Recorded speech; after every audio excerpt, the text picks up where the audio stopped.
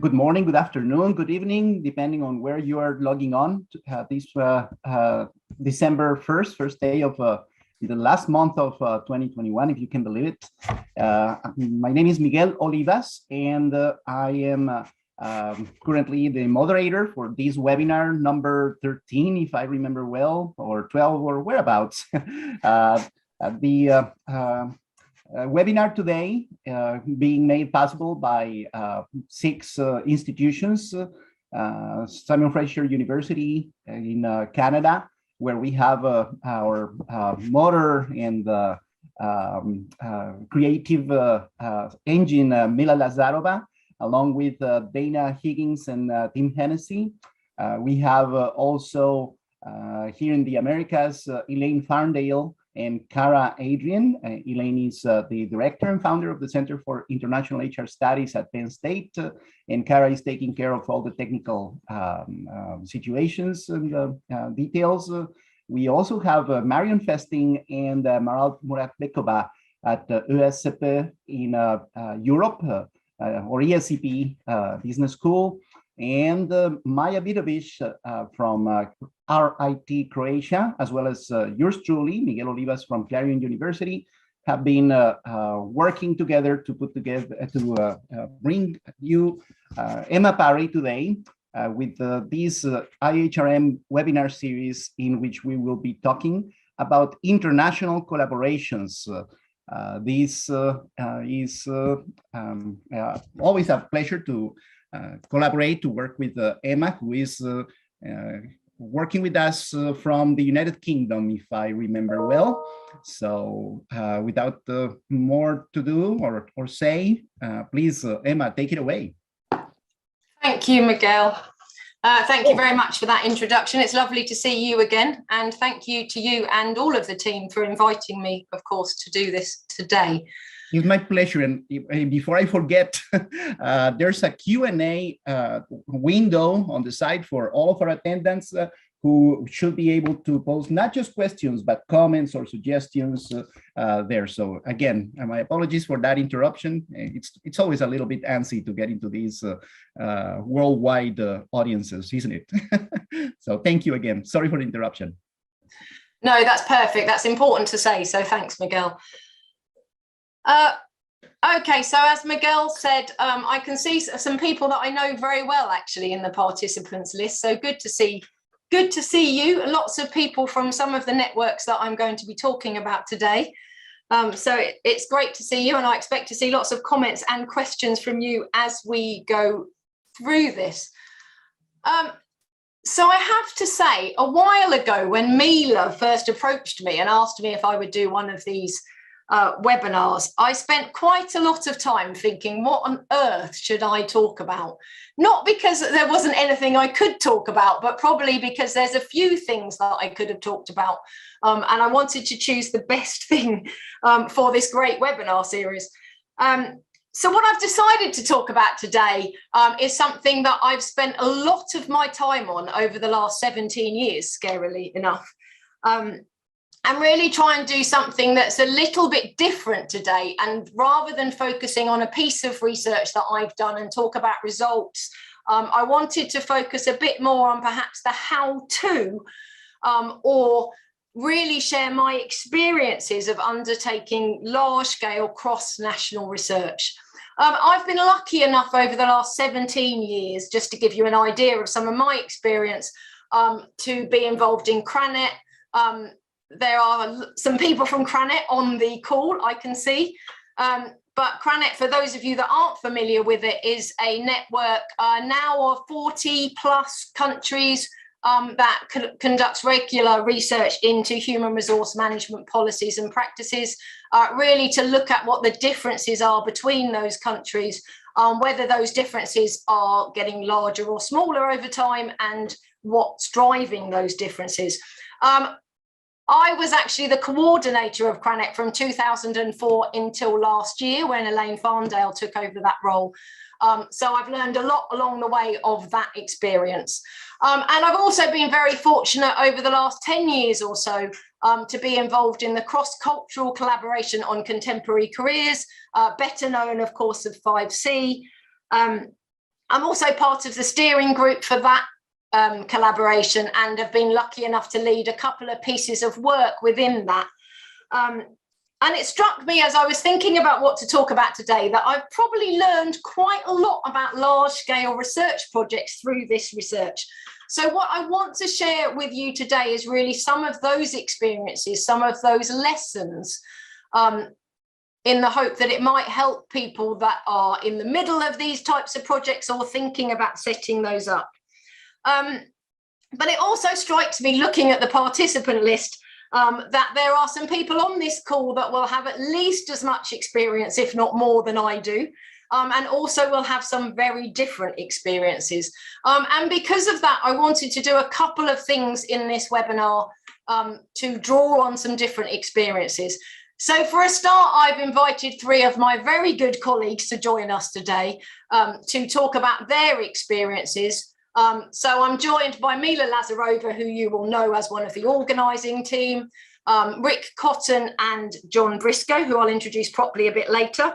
But what I'd also like to do is draw on some of the experiences that you have. So I would urge you, as Miguel said, to please write any comments, experiences, lessons of your own in the Q&A, as well as obviously asking questions that you have of me or of my panel members, because I'd like this to be a bit more of a conversation, albeit some of it written and some of it verbal, so that we can learn from each other during this session. Okay, so let me start with my whiz through my thoughts for about 20 minutes before we move on to listening to the panel. So I wanted to touch very briefly on purpose and motivations, not to convince you that you want to do this, because I'm sure that most of you on the call are either already involved in comparative international HR research or interested in it to be here today. But really to think a little bit about why we might do this, because of course our purpose and our motivation has a big impact on what we do and the approach that we take when we undertake this sort of research. So, for example, I'm going to focus very much here on the kind of research that looks at large-scale mapping across countries, whether that's about policies and practices, as Cranet is, or whether it's more about individual attitudes. But of course, if you want to do more detailed analyses, perhaps of an individual country, or perhaps of a detailed comparison of 2 countries, then you might not want to use this large scale network survey approach. You might want to do something more qualitative and detailed. And just to draw on a few reasons that I think were really the motivation behind Cranet, and certainly have been things that have interested me over the years.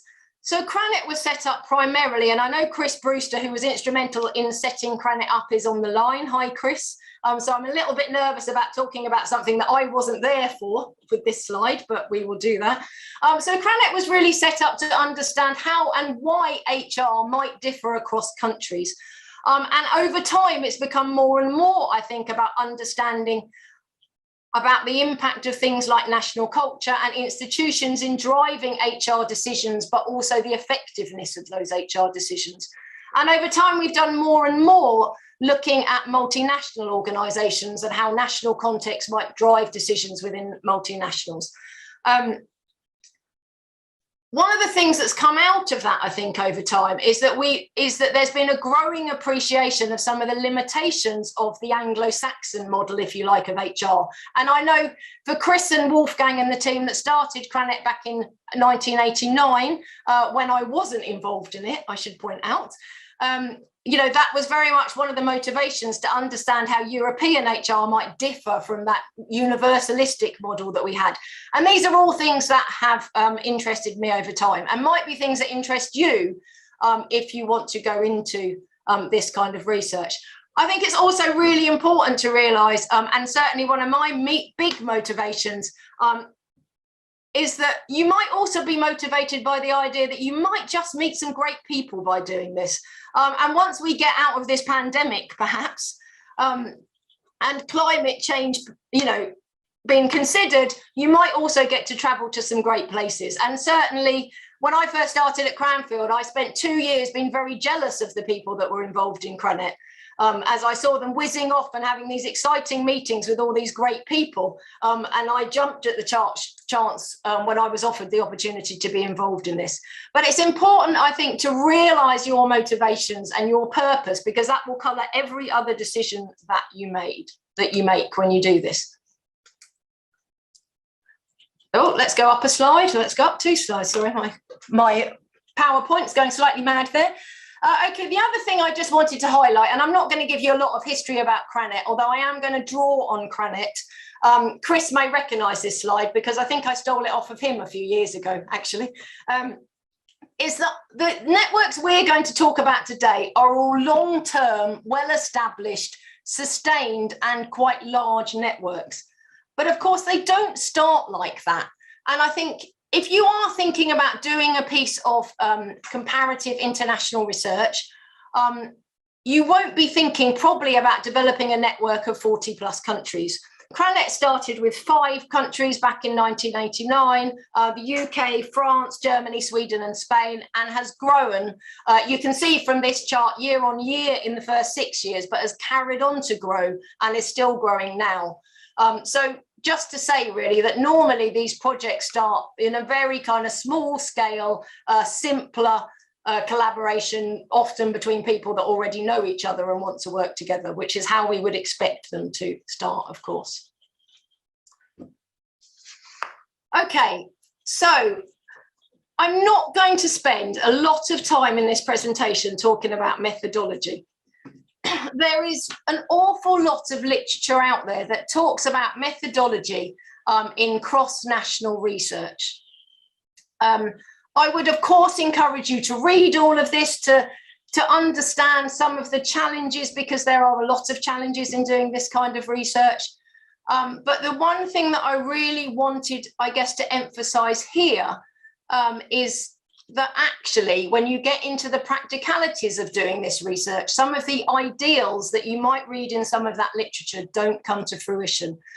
Myself, with Elaine, Chris and Mike Morley, published this paper earlier this year, which talked a lot about this ideal of methodological pragmatism. So this idea really that actually you need to be pragmatic and you need to create a balance between what's ideal, what's the perfect research design, and what's actually practical or possible when you're doing the research. And actually what we found in Cranet certainly is that actually sometimes it's not only impractical to follow the perfect designs, it's actually not preferable either, because some things just aren't appropriate when we're looking at these large scale collaborations or large scale comparisons. And I'm just going to give a couple of examples of those really quickly. So sampling is one, and there's a massive literature that talks about sampling in cross-national research and really focuses very much on probability sampling and probability sampling as the ideal. Actually, what we found is that probability sampling is not only very difficult, it's actually not even possible in some cases, because those the information about the population, you know, so for example, a list of the organizations in a particular country is just not available. And that means you can't use probability sampling. And that means what you have to do is think about using non-probability sampling, but then do what you can to reduce the bias within that non-probability sampling. So in Cranet, for example, we have a number of criteria for the samples in relation to aspects such as organisation size, sector, industry, and so on, that we ask people to adhere to try and reduce some of that bias. The other thing, the other example, I guess, in relation to the design of the survey is this idea of equivalence.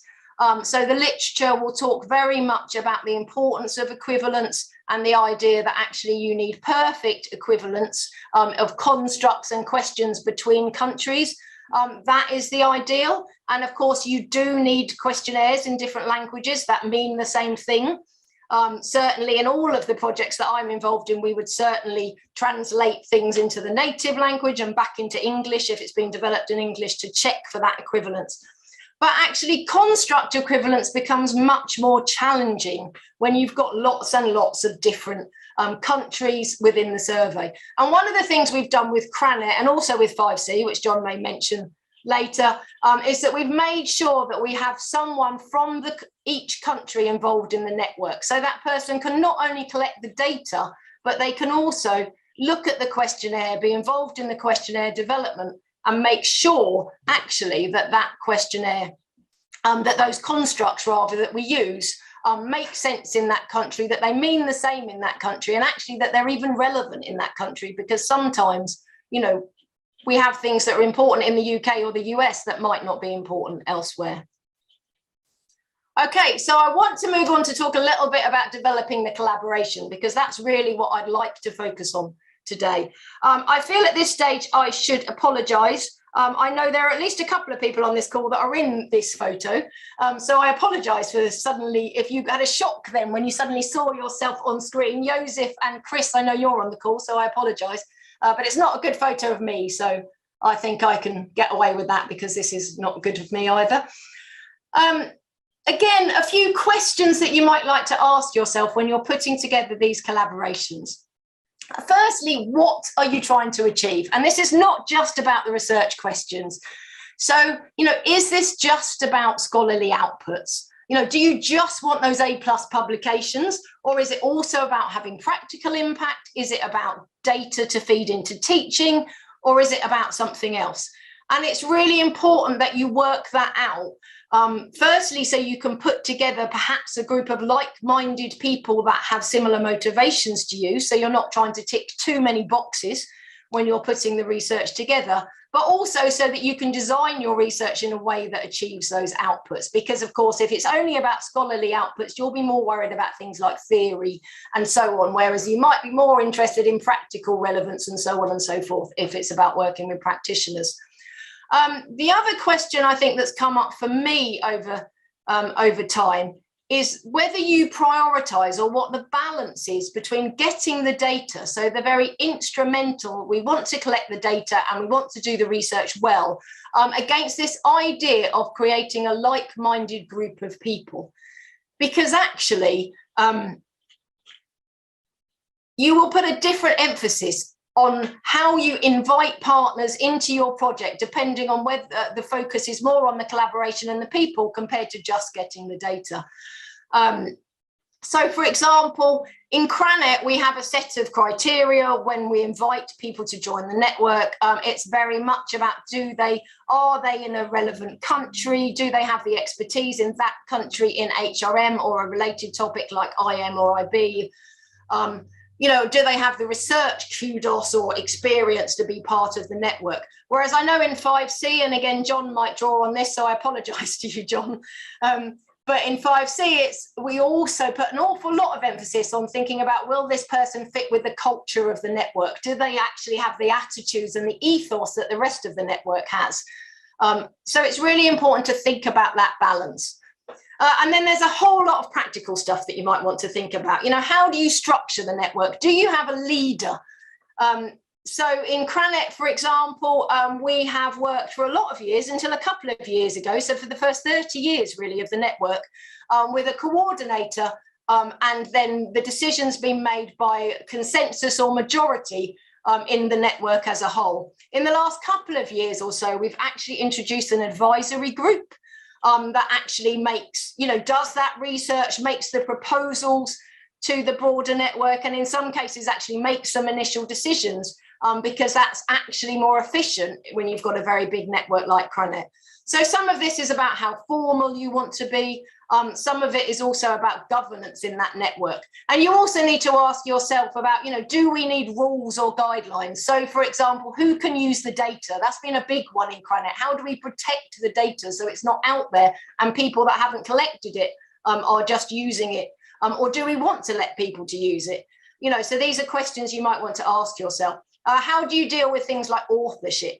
If you're in a big network, do you try and write papers with everyone on, or do you split off into sub-projects? These are all big questions that you need to deal with. And these questions come up, I think, time and time and again. This is a picture of 5C. This is the other network, so I apologise again to some people in the audience. You'll see Mila and John, at least, in this photo, as well as me. But, you know, one question, I guess, is do you want the network to carry on over time, or the collaboration, or is this a one-off project? And of course, we know lots of very successful collaborations that have actually been one-off projects, and that's all they've ever been intended to do. If you do want to carry on in time, you know, is this about stability, or do you want to change things up? So, for example, do you want to do one project, one survey repeatedly? And in Cranet, we repeat a version, I will say, of the same survey over time. Or do you want to do different projects? So in 5C, we've actually, in the time we've been around, we've actually done 3 different projects. And there are pluses and minuses to those things, but these are all things that you need to think about.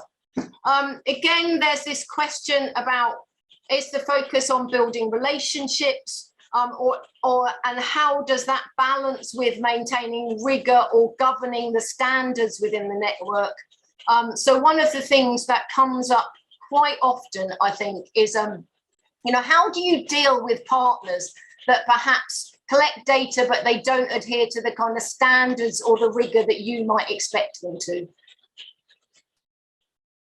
You know, how do you do that and have those conversations in a way that maintains the relationships within the network? Again, this is about what's most important, but it's also important, I think, to think about this as you move through, about how you can maintain those relationships. Or is it very instrumental and actually, you know, at one extreme, you kick people out if they don't collect the data you want them to collect? These are all things that you might want to think about when you're doing this. And then again, also to highlight really, that as a network grows, you will find that it has very different motivations and expectations, and these will change over time. Of course, people from different countries will have different priorities, will be different culturally and in terms of their expectations. This is why we do it, isn't it?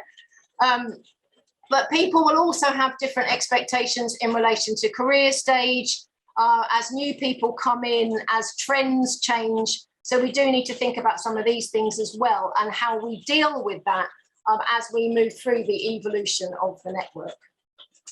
Okay, and my last slide before I move on to my panel, I was trying to think about what I guess my main lessons might be that I haven't already talked about, and obviously happy to open, these are conversation starters more than anything. I think first of all, is just to highlight, without being too negative, that this kind of research is really difficult and it does take a lot of hard work. And those of us that aren't involved in this, we see the papers that come out in journals and it looks really, really easy because that's how we write papers. But actually it can be really difficult, and there are a lot of discussions, probably agonizing, sometimes heated discussions behind that.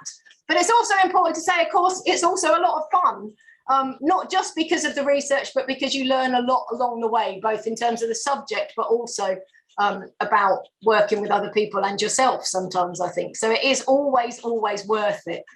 The result of that, I think, is that nothing happens very quickly.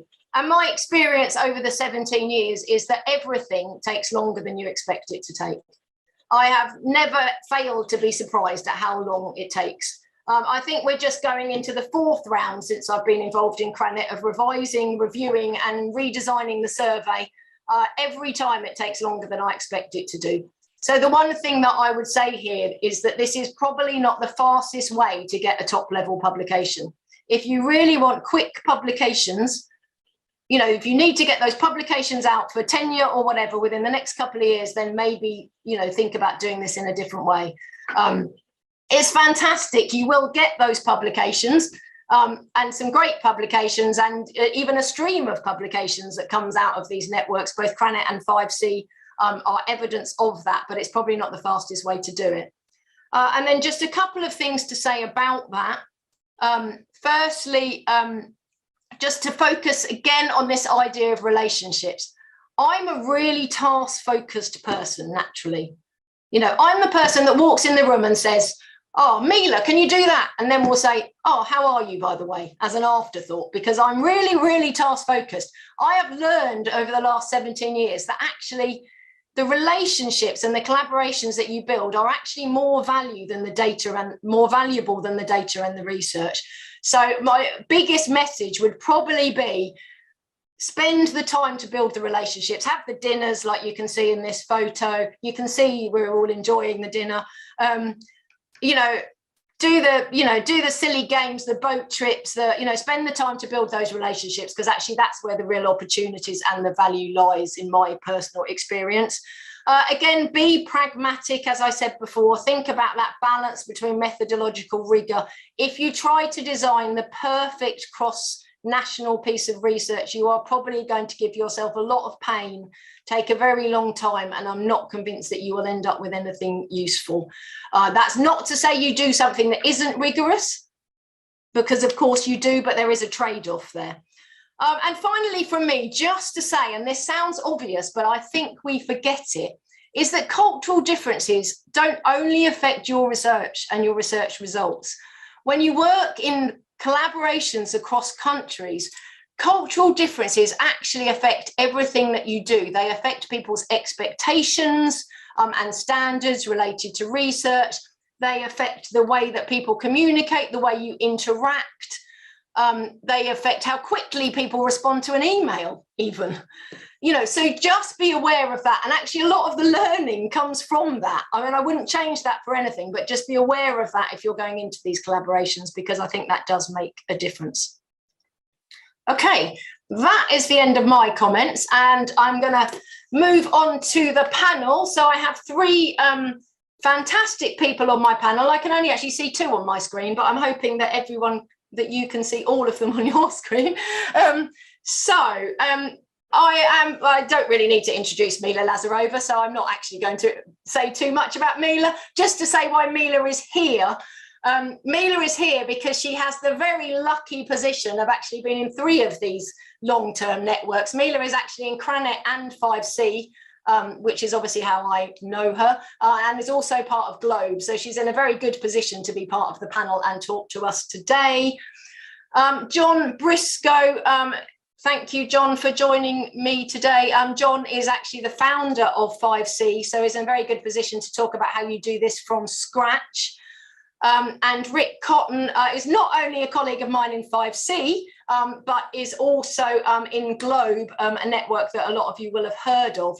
So I'm really grateful to the 3 of you for joining today. And what I've tried to do is put together why we're only talking about 3 networks, is to try and put some different perspectives so we can highlight some of the differences between these.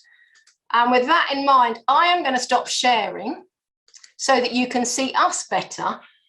And then I'm going to ask just a few questions of my panelists before we move to a general Q&A. So John and Rick, perhaps in the first instance, I think it might be useful perhaps if you could just give a very quick couple of minute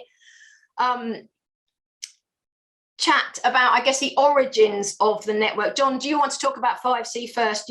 How did it start? Why did you do it? And any of the main decisions that were kind of made in those early stages. Sure. Got my eye on the clock so that I don't get seduced into saying more than I want to, or I should. But so it started in about 2004. I approached Wolfgang Mehrhofer, who some of you know, and Tim Hall, who I'm sure some of you know. My original goal was to test protein queer theory across countries, but I was a novice with international, and as I explored the best method for doing so, I realized that was kind of foolish, and all these many years later, I realized it's not even just an American construct; it's a Northeast American construct, of rugged individualism, like Henry David Thoreau.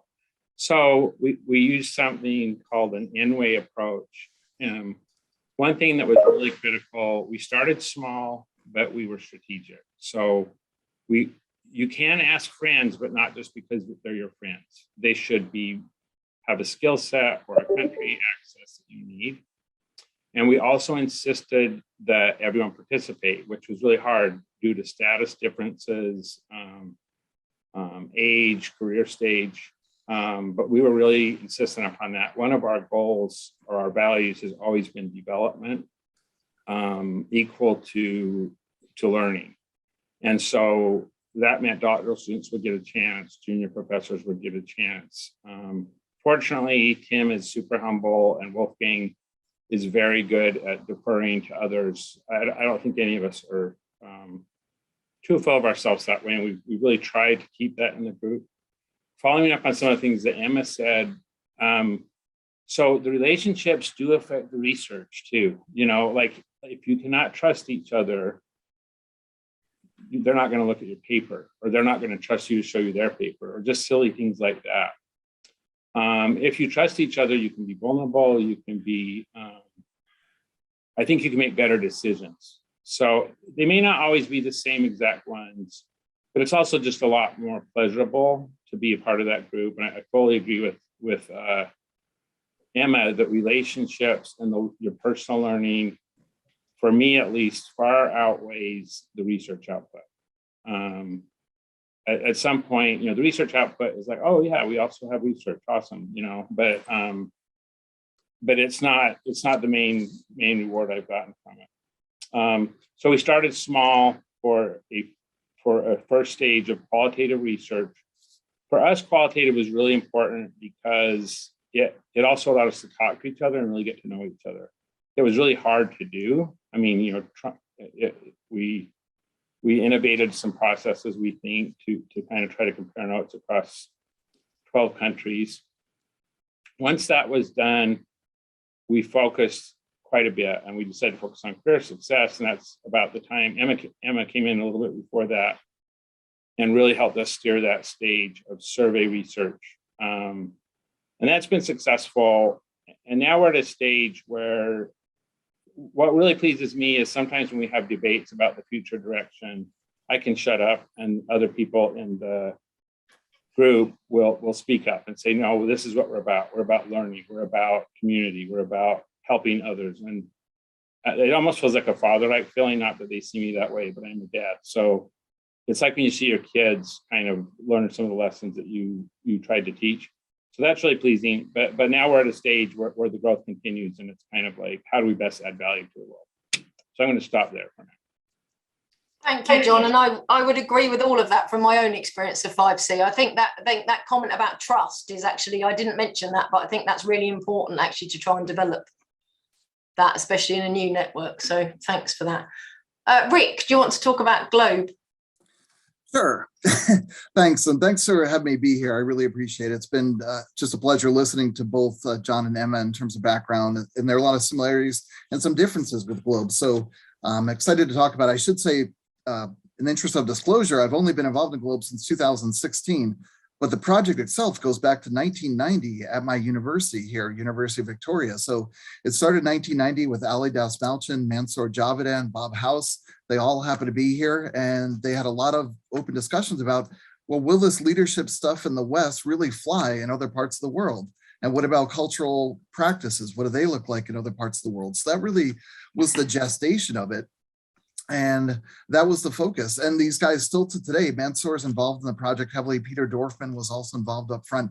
That openness, that willingness to explore questions, the fun of the curiosity really still exists in Globe. But in many ways, Globe is more of a transformational story, if you will, because when it started, it really focused on those aspects that I mentioned, but it started off by identifying 20 countries and where were their relationships, where could we gather data, and those people, it's almost like they contacted two friends, they contacted two friends, and the network kind of evolved from there. And the main focus, as Emma and John had talked about in that time, was really, can you get the data?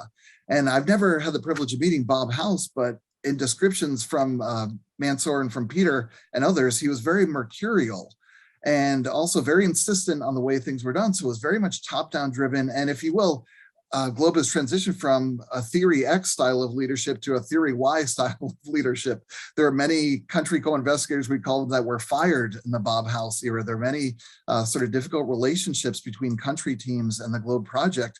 And although things got done in that 95 to 97 period of data gathering from 59 countries, 62 societies, which was pretty impressive, resulting in the 2004 book, which has more than 12,000 citations now. So the impact has been gigantic. It really evolved. So there were many years went on, for example, fighting about books and authorship, that were problematic to Globe. And the second Globe study wasn't until 2014, which focused on CEO leadership behaviors and effective leadership behaviors at a more senior level. Fast forward then, they wanted the, Ali, Peter Mansour, still involved in the project, wanted to focus on how do we broaden the focus on Middle Eastern countries, African countries, and looking at culture more broadly. So that's really where Globe evolved to this time around when myself, Mila, and others got more involved in Globe in this new iteration. But one of the great things I think has been really learning from past mistakes, whether it's improving the translation process, which we think we have the best translation process out there, and you have to with now 142 countries, 60 different languages. We have 18 different versions of the survey in Spanish alone. So we had to really do a lot of things centrally from the top. We have a research group that's pretty small in nature that focuses on what are the constructs, what are we going to focus on. But part of that is we have to do a lot up front around funding. So funding's been really critical to the Globe story in terms of really getting the funding to be able to do the research and have the administrative team to support such a gigantic project. We have met every Friday for 2 hours plus our admin team for 4 years. That's a huge commitment just in terms of how you manage the project. But over time, we've really also changed the whole leadership structure, really focus on, although the focus was getting data, we do have a CCI form in terms of if you're interested in the project, what's your motivation? Can you gather data? How long have you lived in a country? What's your research expertise? What's your background? And we qualify people that way, but we're open to a lot of different people around the world. We've got people who do research in sport, in philosophy, and economics, and management, all manner. But as long as they're motivated, they've got the right drivers, if you will, in terms of what they want to do, we try to get them involved. And really, you have to do constant recruiting in a project like this. We have sufficient data, retained data from 142 countries this time, but we've got another 9 countries we're still trying to get data on. So it's an ongoing effort. That 80-20 rule definitely applies. And I'll try to be quick here. All the trade-offs that Emma talked about definitely are true. In terms of methodological pragmatism, just a couple examples of what we had to do. We focused originally in the Globe study on leadership, cultural practices and values, as well as leadership attributes. So this time around, the survey just wouldn't allow to focus on both practices and values. So we decided to go with practices, which was a very difficult and hard-fought decision, as well as focusing on leadership attributes. But we added new dimensions to culture around trust, around religiosity, and around leadership in terms of ethical leadership and paternalistic leadership. So it's a combination of doing some of the same things, but also being innovative in terms of how we approached it over time. But then when we got to about the 120 country mark, then it became really difficult to add countries. So we ended up creating a shortened survey that was just the cultural practice dimensions. And that allowed us to get some other countries on board, but we still have a huge number of countries from a leadership standpoint. I want to mention the relationships really matter a lot, especially amongst the core team, but we really view this as the Globe family of researchers, the Globe network. Even though we have 420 plus qualified country co-investigators, we view this as really the gestation of a lot of different possible studies going forward. But we've got a lot of things from the top down, a CCI handbook. We try to be as clear as we can about authorship, about data collection guidelines and such, but you need all of that. You need constant communication from the top, from Mansour Javedan, who's a project leader in this phase. Really, he's had 14 updates, just communicating back out to the CCIs of where things stand, which is so critical in covering issues as well. We have actually, the Globe Foundation was an original part, and we're still debating the real purpose of that, but it's been helpful from an intellectual property standpoint, as well as really, we have an advisory board, but they've been of limited contributions the way it's worked out over time. But we do have a family foundation that's also donated to Globe. So it's allowed us to get funding from different sources in addition to grants over time, which has been helpful. In terms of changing expectations, we're open to a wide variety of people. And I would say being involved in 5C, it took me 8 years to get on 5C. I had to move to Canada to do it, but it was great to be able to be part of 5C, and the values there are important. In Globe, we actually had to revisit what is Globe all about. And we developed what we call a purpose on a page with our key beliefs, character, focus, and our big, hairy, audacious goal, if you will, in terms of really being the preeminent source of leadership and cultural information. So competition was key. Hofstede drove what Globe was focused on, how many countries we focused on, what we wanted to achieve, and we kind of took the go big or go home approach to Globe 2020. I'll kind of leave it there. But yeah, there's lots of different aspects I'm happy to answer questions about. Brilliant. Thanks. Rick, I think you've actually answered all of my questions in one go then. So thank you for that. I'm just gonna build on what you were saying a bit, because you began to talk there about some of the challenges that you'd faced and how you'd addressed them in Globe. And that's obviously one of the things that, that I touched on very briefly, and I was really keen to hear about people's experiences.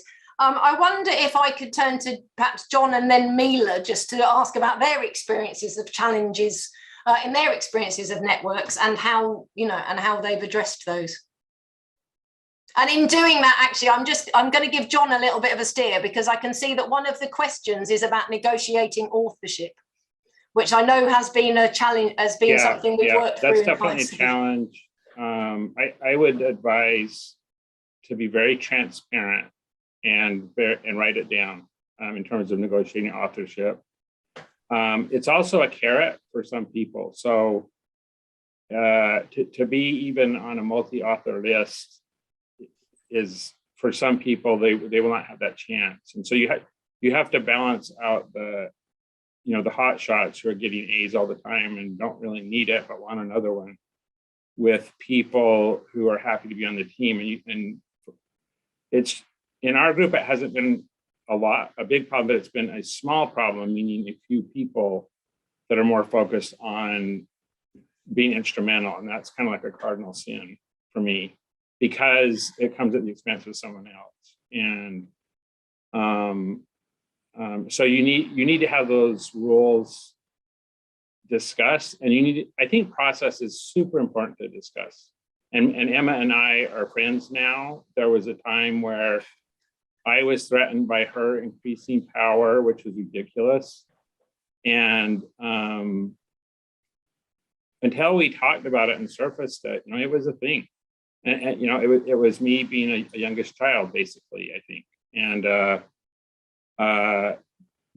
so those, just like normal life, just like the departments you work in, people are people. They're real, and you can't pretend because you have an organizational chart that you don't have to talk about these things. So I'd say process is way more important than content. Content is really important, but you can't get good content without attention to process. Yeah, I would agree. And I'm glad we're friends now, John, after that little hiccup quite a few years ago now. Sure. Mila, you obviously, have you've been involved in all of these networks, but, come in at a later stage, I guess, to all of them, I think. Do you want to say anything, what's your experiences of kind of challenges that have had to be faced? Most of them has surfaced already. I think that everything you said is true, but sometimes it's easier said than done, right?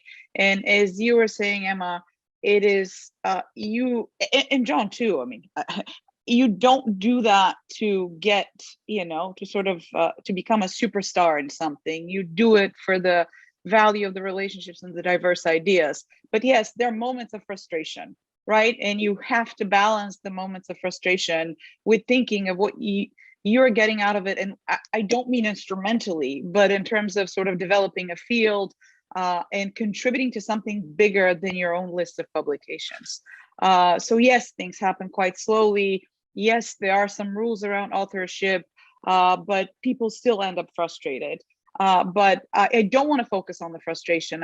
Originally, I was going to be asked to talk about the differences and the similarities between the networks, and they're very different, yet they're very similar. And they're similar on the good stuff. They're similar on the community of people. They're similar on the exchange of ideas. They're similar in the excitement that it creates in me wanting to work with these people, even though it may be slower, even though it may be occasionally frustrating, even though sometimes I don't feel everybody's pulling sort of their bit. But at the end of the day, I think it makes up for better research, right? So what would you say that I was actually going to come back to that question, Mila, but I was just, as Rick had started us there already, I was just going with challenges. What would you say are the differences as you've started to go there? Yes, there are some similarities. I agree, certainly with 5C and Cranet, but what would you say are the main differences that we haven't already talked about? Well, leadership is different. The way decisions are made is different. So let's say with Globe, for example, the way sort of strategic planning is different. In fact, in some cases it's quite strategic, and in other cases it's evolving. So with Globe, for example, there's a clear plan of what the next few papers are going to look like, which paper is going to come first, who's going to take leadership on that paper. Every one of the CCIs will be included in it, yet sort of the people that are the intellectual brain behind it are sort of decided. It's come through conversations and collaboration. Like it didn't happen in an authoritarian way. Whereas with 5C, anyone can volunteer a great idea, and you have to share it with everybody and seek collaboration for those interested. But I'm not sure what's going to come out in a year, right? We're not sure what those papers are going to be. And it's our meetings that these ideas come through. And with Cranet, it's been around for so long, so it's been such a long-standing collaboration that things happen. Everybody takes the data and creates a paper. And yes, you do tell others sometimes after it's published. So even speaking to the idea of how that happens, it happens in a very different way across the networks. And it works in all three. And in all three, there are people that are not always happy about it. And in all three, there are people that love it. So. Yeah, and that's an important. I think that's really interesting, actually, because they are very, very different in relation to how papers evolve, you know, and how much they're controlled, I guess, or otherwise. And I think that's, you know, that's actually something that's quite interesting with this idea of authorship, is how you do that, and another decision that you definitely need to make. Rick, did you want to come in there? Yeah, I just want to add in terms of our transformation too, the focus originally was on a book capturing, and that book's been highly cited. But this time around, we really said we want to focus on really A-level publications. And as Mila alluded to, when we work with our CCIs, if they can get the minimal retained data, they qualify as co-authors. Of course, we're going to rely on them for interpretation, other things afterwards, because, for example, when I referred to that purpose on a page, Ali Dasmalchin, the key focus was literally creating the global village. So we're really focused on beyond academia, what is the impact going to be? And that's different from cultural scholarship versus leadership scholarship, right? In terms of what you're going to do, the impact you can have, how you make that happen. But I do want to mention the funding really was critical to what we're doing, because we have to plan ahead to be able to get the funding. So we have to have some sense of what the research is going to be about, and then we can start to say what the papers are and then bring in people into the network. But some of the challenges we haven't touched on, one is we literally have to make decisions like the UN sometimes. You know, how do you acknowledge Western Sahara versus Morocco? What do you do about Taiwan versus China? You know, there are lots of these places around the world that you have to consider. How do we acknowledge something that's a territory or part of a kingdom versus a country? And what are the relationships in terms of how something even appears on a map? It seems benign, but how do we have that show up? So there's some really interesting things, but I want to emphasize the positivity. When we get together, there's so much movement around the world towards nationalism. There's such incredible energy amongst 5C, amongst Globe, with people around the world who are just thrilled to be part of the project, that it really energizes people. And during the pandemic, we had people say, Globe got us through, which we didn't expect. They had something bigger than themselves that they could focus on, that they felt part of, that was really motivating. We really try to do that, to motivate that theory, why style of management, recognizing people, highlighting teams, acknowledging effort, sharing best practices. All those things are really critical. Thanks. Brilliant, thank you. I am aware of time, and I do want to allow us to answer some of the questions that are coming in. So I'm going to pass back over to Miguel, because I felt like I was taking your job a bit there, Miguel, sorry. Oh, no. Don't worry at all, Emma. I mean, this is fantastic, and this session is your brainchild anyhow. So this is wonderful, a great panel and wonderful questions. Some of them have been answered already, but we have Samina Saifuddin, who tells us that as an early researcher, and we might have quite a few of them, who did some work in cross-national research and want to go deeper, what is the criteria or process for joining these networks? Can you or some of our panelists tell us a little bit about the process for joining, if there's, talk about this. I can start if you want, team. I mean, certainly, generally the networks will have one partner per country. So if you are, I don't know where you are, Samina, but if you're in a country that isn't represented in Cranet or 5C, then please talk to us with all the criteria that we've talked about involved, taken into consideration. I mean, other options in some of the networks, you can get involved in papers. So in Cranet, sometimes people in the Cranet network will co-author with people outside of the network. Obviously, if you have some data that we can compare, or you have some expertise in a theory or an approach, but it's potentially difficult, I think, as an early career researcher. I mean, I was lucky as an early career researcher in that I worked as an institution, the same as John said, he moved country to get involved in 5C. I love that.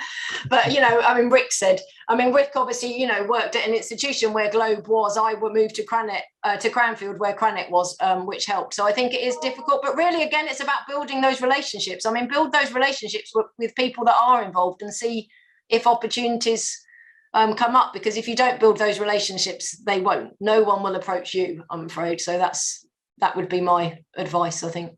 Mila that's got involved in 3 of them. Do you have a thought on that? Well, it happened organically for me, but different networks would have a different way of approaching this. So, for example, there's vetting, more vetting than in some places than in others. So I know with Globe, for example, it was quite deliberate. We just want data from these countries. Multiple people can collaborate. Can be country collaborators from the different countries. So. And I think at that stage, Globe has probably collected data from most, but how many? 6 or 7 countries, right? With Cranet, basically, if somebody's interested, they would approach the network, and their CV would be circulated around the network, and people will be able to say yay or nay. And more often than not, there's been a positive response. With 5C, because of the deliberate way of crafting this group, the leadership of the group has more of a say of whether that person will fit in the culture. Because as John was speaking, and I don't want to take words out of your mouth, John, the culture is very important, and it's also a relatively smaller group. So I think it would depend on the network, but certainly a first step is contacting people that are already part of a network you're interested, and they will tell you the ropes of what it looks like. And of course, if you want to create your own network, that's also possible, but don't underestimate the time it will take. Of course, you can do it. These are the 3 networks that have sustained over a long time. And I think that's what distinguishes them among other cross-national collaborations. And it can be done, but with patience and deliberation. And Samina, just to say, I've just noticed which country you're in. So please feel free to get in touch. Go ahead, Rick, please. Thank you. Emma, I was just going to add in that leaning into your content is really critical. Big part of 5C, and hearing what John said, the focus on understanding, being empathetic to people's career stages, what they're doing, what their goals are, is really critical. For us, the original Globe focused on really top-down leadership, country-level leaders driven in a very authoritarian manner from top to bottom. And we try to really lean into what we're doing this time around cultural variability and leadership variability to say, some countries we have 1 person collecting the data, some countries we have a team of 5 people, some countries, in fact, we have 30 people collecting small amounts of data where it's tough to gather it. So, but oftentimes there's, depending on the country, sometimes there's a country leader, sometimes there's not. Oftentimes it's CCIs in parallel gathering data, and sometimes working in different ways, sometimes coordinating very closely what they do. But really, because we focus on different types of cultural dimensions around the world, trying to be sensitive to that and allow those possibilities and different structures around the world, I think has been really helpful in us getting a lot of data.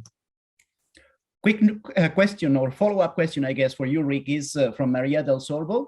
When is the Globe 2020 survey on values and practices planned for? Thank you. I know that, in fact, somebody in the network contacted me and some colleagues to collect data from some South American, Central American countries, and we put them in touch with colleagues. So I know this is an ongoing work, but I guess you're the best person to answer.